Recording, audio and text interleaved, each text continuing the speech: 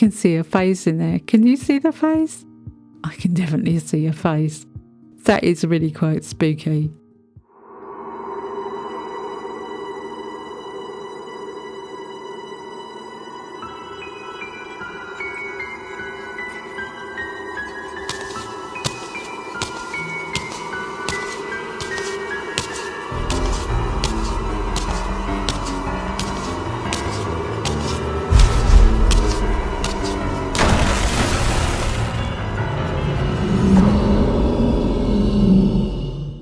Hey, I'm Wendy, a resin artist from Toonfish Crafts, and I hope you're doing okay. Today I'm trying out Craft Resin tabletop epoxy, and I'm going to see what it can do in different depths, not just to cover surfaces. So I'm going to have a play around with Craft Resin's tabletop epoxy, and I might even come up with some new ideas as well. So fingers crossed, let's have some fun. So this is Craft Resin tabletop epoxy resin, crystal clear, heat resistant, food safe, and a lot of other things besides. I've used it once recently to coat some coasters, and I had some of the colour left over that I made for the coasters, so I poured them into this mould. Now this tabletop epoxy is only meant to be a few mil deep, but I wanted to see how it would work, and it cured really lovely. It's definitely more than a few mil deep. Now I want to do some more with this. Obviously I'm not going to leave it as is. So I'm going to make it into the tray the mould is designed to be. So I'm covering around the outside edge in the same variety of greens and golds that I used originally in the resin. So I'm splattering the colour around the outside edge in all different places so that I can get roughly a mottled effect with the powder in the same colours as the resin.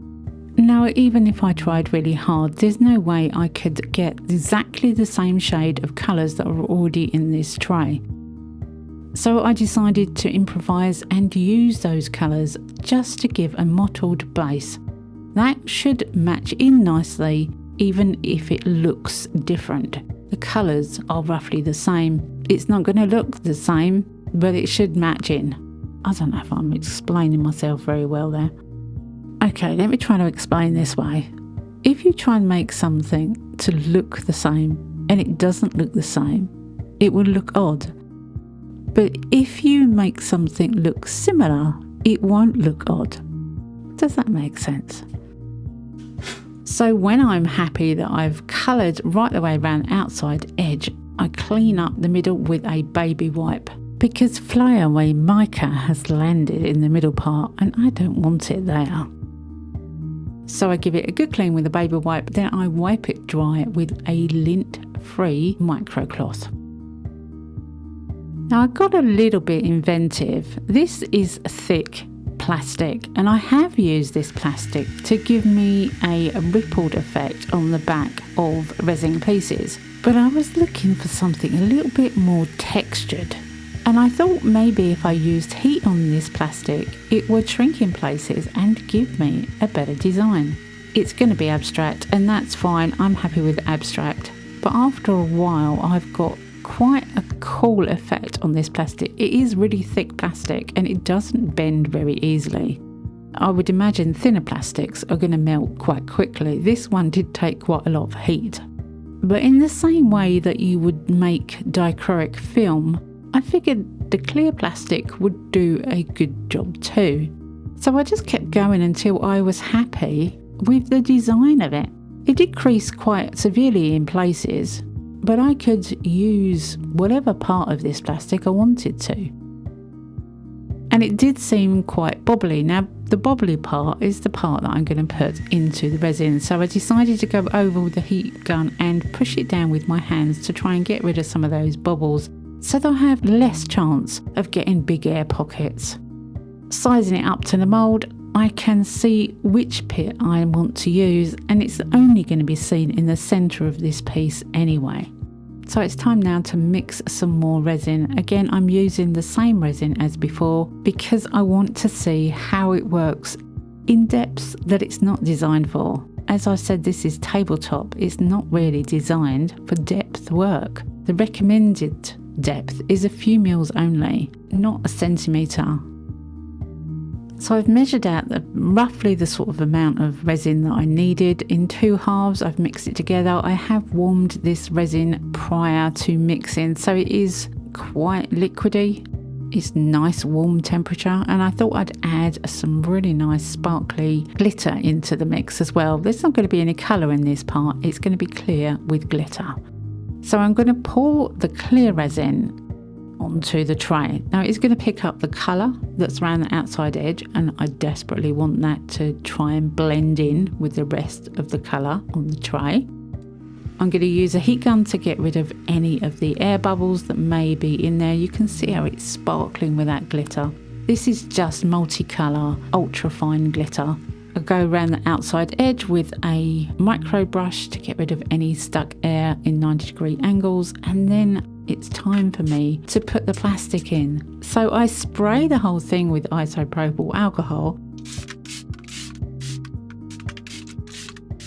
I then spray the plastic with isopropyl alcohol because that will give it a wet surface, which is better at releasing bubbles. The bubbles won't stick so much to a wet surface. They kind of cling on to dry surfaces, but a wet surface, they come out quite easily. And you can see by laying the plastic down and moving up the air pockets as I'm laying it into the resin, all the air is coming out of the sides. And when I'm happy, I just leave it to cure overnight.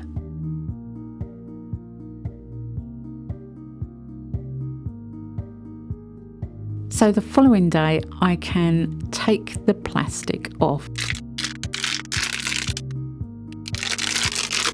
Now this resin has been curing for about 18 hours. So it is completely cure, even though the resin is meant to take about 36 hours to solidly cure. It's cure enough. I'm going to just get off some of those rough bits around the outside edge. You're going to get overspill with this technique because the plastic will push up the resin over the edge of the mould. But that's okay, I can deal with that. I'm not too worried about all the little speckly bits around the outside. I can sort that out once it's completely made. I'm happy that it is completely cured enough for me to colour it. Now, in the ideal world, you'd like it a little bit sticky, but this green is really one of the best coverage greens that I have. And it should, in theory, give this piece enough coverage so that when I put a dark colour behind it, that's the colour you'll see. It doesn't need to be coloured around the outside edge because you'll see the front colour for that. But I've coloured it anyway, right the way around the outside, just to make sure there's no gaps at all to be seen from the front. And even though I'm not a green person, that is a striking colour. And it looks absolutely amazing already. Now I'm going to put black behind this piece. Black is great at pushing colour out. I've used a little bit of black resin dye into the tabletop epoxy, and it mixes really well. Again, I didn't know if any of this would work. This is only the second time I've tried this resin, and it seems to be reacting exactly how I want it to. Now I am going to put some fine green glitter in here because I want it to blend in with the rest of the tray. You're not going to see much of it, to be fair, but if it gives it a little bit of a green tint, that's what I'm looking for. Some of it will sink, some of it will float, but it should give it a little bit of a green edge. In hindsight, was there any point to the green glitter? No, not really. You can't really see it anywhere.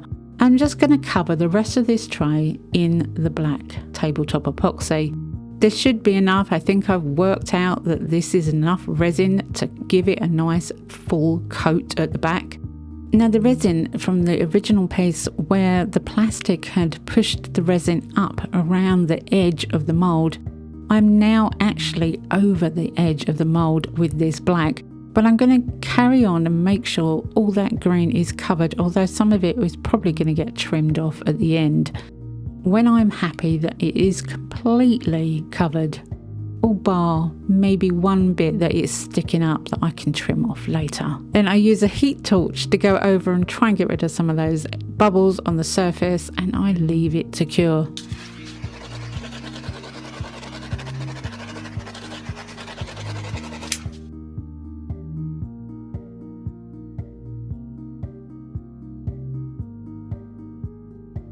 So the following day I can take it out of the mould. Now it is a little difficult because the resin has gone up over the lip of the mould to find a lip that I can get into. There was a little bit of overspill that I've pulled off of most of the sides, and when I find the lip that I can pull, the whole thing comes out of the mould beautifully. Now it's time to see what it looks like. I am so happy how this has come out. I really love that effect in the middle. But you know what? I can see a face in there. Can you see the face? I can definitely see a face. Eyes, nose, mouth, definitely a face there. That is really quite spooky. Is that just me? I love the sparkle of the resin with the glitter in as well. I think that adds a lot, actually. Now for the final touch, I'm going to use a Halloween UV DTF sticker just for the centre, and unfortunately I am going to cover up the face. Even though I really like the face, I really wanted to put this transfer on to give it more colour. You know, I'm not a green fan, but I like the effect of the orange and green together. So that's what's going to happen. It's going to get this gorgeous UV DTF sticker. I keep calling them stickers, they're transfers. You'll have to forgive the inaccurate description.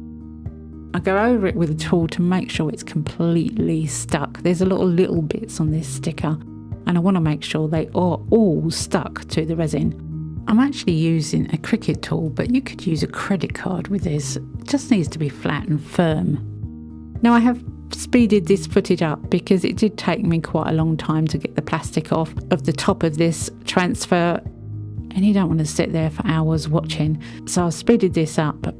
I love the way these transfers work. Absolutely love them. I'm definitely hooked on UV DTFs, without question. Now I do have a couple of bubbles in the centre of the pumpkin, which is quite annoying. But these stickers are printed direct to film, so I can get rid of these bubbles. I get a needle and pop the bubble, and then you can push the picture down because it's still sticky underneath, and that will give you then a flat edge. Now with other medium types like water slide, I wouldn't do that because it would rip, but these are film transfers, so you can do that. If you get a bubble, you can pop them and push the bubble out, and it was only a few in the centre, and I'm really happy with how that looks. I completely covered the back with cork, and for the finishing touch I put my own logo on the base, which again is a UV DTF sticker. Very handy, and they stick nicely to cork as long as you rub them down properly. Part of the handle on the jug wanted to come away, but you just put it back down and make sure it is completely stuck to that cork before taking it off again. And I love the fact that I can put my logo easily on pieces like this. I absolutely love how this piece came out. I am well impressed with the tabletop epoxy being able to pour it more than its recommended depth, which is just a few mil. It is a solid resin because it's designed for tabletops. It is food safe and it is heat resistant, and I really like the idea of being able to craft with it. The design with the plastic really worked well, and I know I covered up the face, but I do love the transfer on top. And no, I haven't sealed it in. I do think it depends on how the transfers, the UV DTFs, are printed. In my opinion, these transfers are good enough to not need to be sealed in. These are a shiny plastic film, and trying to get one off once you've put it down is impossible, I think. As long as you don't put it through a dishwasher, it should be fine. Well, I hope you've enjoyed this video, and I hope that you've got something out of it. I really have enjoyed using this craft resin. Thanks for watching, and bye for now.